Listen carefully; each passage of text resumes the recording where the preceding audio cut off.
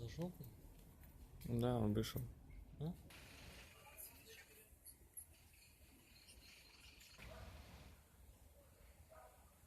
Я сюда приехал как половине седьмого. Тут была группа вооруженных людей, 3 автомобиля. Ну, естественно, адвокат не будет там с кулаками прорываться против автоматчиков. В настоящее время я готовлю жалобу уже. Это элементарное право любого человека воспользоваться помощью адвоката при проведении такого следственного действия, как обыск. В связи с чем проводился обыск, я не знаю, могу лишь предположить. Я предполагаю, что это связано с гражданской позицией Ленура Ислямова, с действиями, связанными с так называемой блокадой. Вот. На руках у меня постановления о возбуждении уголовного дела, либо постановления о проведении обыска нет. Вот сегодня прошли обыски, родители там, дети мои там. Дети тоже морально страдают, потому что при них это все происходит, эти обыски. Сестра с мужем, которая главврач больницы, и она была при всех властях, и при Ющенко, и при Януковиче, и сейчас при вот этих вот оккупантской власти тоже находится сейчас, работает просто врачом, и у нее тоже дома проходит обыск. И мы понимаем о том, что нарушены у этих людей права. Точно так же нарушены права у тех предприятий моих, которые там находятся, в которых тоже сегодня проходит обыск. Понятно, что это предприятие или моего отца, или там моей сестры, или мои предприятия какие-то, да? Понятно, что это все предприятия, которые входят в круг нашей семьи. Точно так же, как в круг крымско-татарской семьи входит телеканал ЛТР или АЛЕ.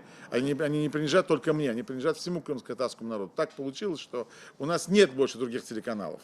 И это та ноша, которую я несу сейчас здесь, находясь. И другого варианта у нас нет. Полгода назад мне говорили о том, что если ты хочешь сохранить свой бизнес, который у тебя есть, тогда давай отдай телеканал АТР, и мы сделаем так, что все твои журналисты будут очень хорошо себя чувствовать, мы им всем дадим зарплату, деньги, все такое прочее. Я насколько мог, я объяснял тем людям, что нельзя купить совесть и честь за деньги. Невозможно купить честь. Ты ее один раз теряешь и никогда больше ее потом не находишь. То есть продажа телеканала АТР при всех заманчивых перспективах, которых мне рисовали, что в мой банк зайдут деньги Газпрома и Роснефти, меня будут всячески поддерживать и каким-то образом наградят. Мы помним, что было с Шагин Гиреем. Помните? Любой крымский татарин это помнит.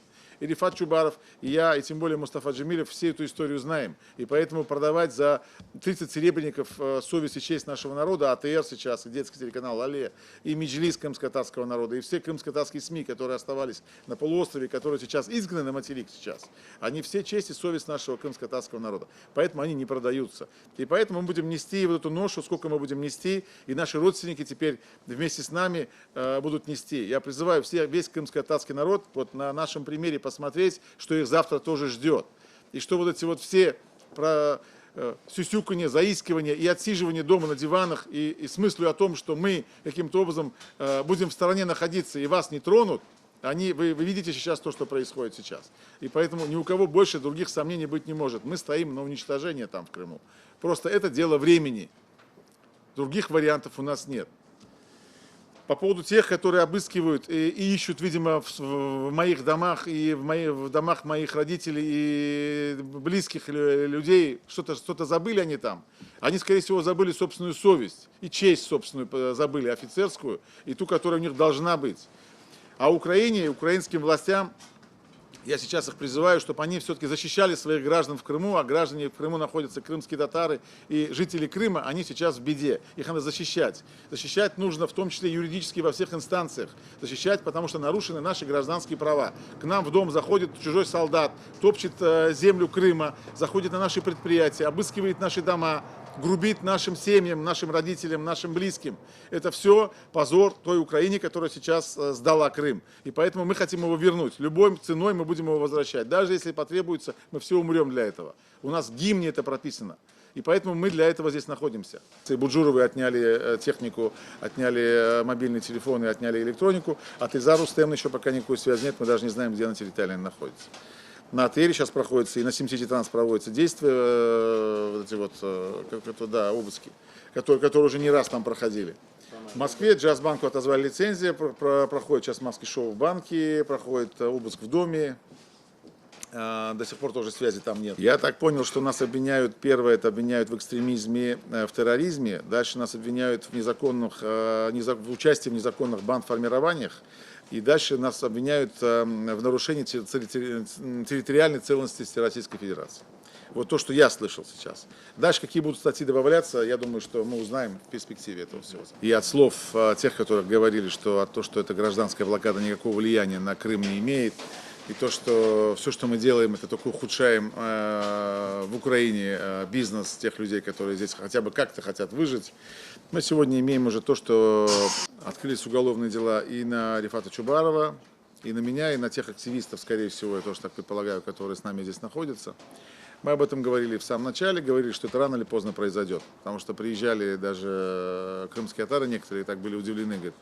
Они говорили, как так, Ленурага, говорит, вы здесь стоите, как бы, а там бизнес ваш работает. Вот как раз тем самым сомневающимся крымским татарам ФСБ сегодня ответила, что будет происходить. Жалко, печально то, что Лилия Буджурова, которая осталась в Крыму, которая на своей родине, которая хочет остаться как крымская татарка в Крыму, она не выходила в эфир все это время, она не говорила о том, что она поддерживает или не поддерживает нас. Ильзар Рустемовна, которая руководитель сейчас детского телеканала «Ляле».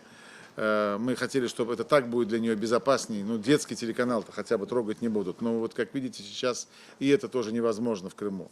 Те крымско-татарские журналисты, которые остались в Крыму, которые не поддержали идею с переездом в Крым, из Крыма на материк не поддержали, остались на полуострове с тем, что они придерживались тех взглядом, что каким-то образом надо там остаться и каким-то образом надо как-то договариваться там и как-то там выживать. Вот сегодня мы видим то, что происходит. Ильзар Рустемовна, которая всячески пыталась путем переговорного процесса как-то, и Лилия Буджурова как-то хотя бы там сохраниться вот в том формате, который сейчас там мы имеем в Крыму. И это тоже мы видим, чем заканчивается. У меня нет иллюзий по поводу того, что будут делать с нами. У меня нет иллюзий по поводу того, что будут делать с предприятиями. Я просто хочу сказать всем тем, кто сейчас эти мысли там тешит в Крыму от оккупационной власти. Я хочу сказать, что бы вы ни делали, мы найдем все равно контрмеры, те, которые заставят вас тоже такое же чувство испытать, которое я сейчас испытываю. Я не могу им сейчас помочь, не могу быть вместе с ними там, но я знаю, что я все равно буду там, и все равно всем тем людям, которые чинят зло сейчас в Крыму, крымско-татарским активистам и моей семье в том числе, они будут наказаны. Если не при этой жизни, то при той жизни, поверьте, вы будете наказаны. Готовимся все-таки с исками в международные институты, с исками, потому что это нарушены мои права как гражданина, нарушены, опять же, нарушена частная собственность и нарушены как бы там моральные как бы вот эти вот все вещи, которые связаны с проникновением людей в форме с оружием на территорию частной собственности. Это все делается для того, чтобы сломать дух всему крымско-татарскому народу, ломают потихонечку по косточке, ломают дух, чтобы они все, испугавшись, это точно так же было в самом начале, когда Ришата Аметова выкололи глаза, отрезали половые органы, уши. Это было сделано для того, чтобы все остальные понимали, от ужаса содрогнулись и от ужаса поняли, что дальше с ними может происходить, если они будут стоять на той позиции, которой они стояли.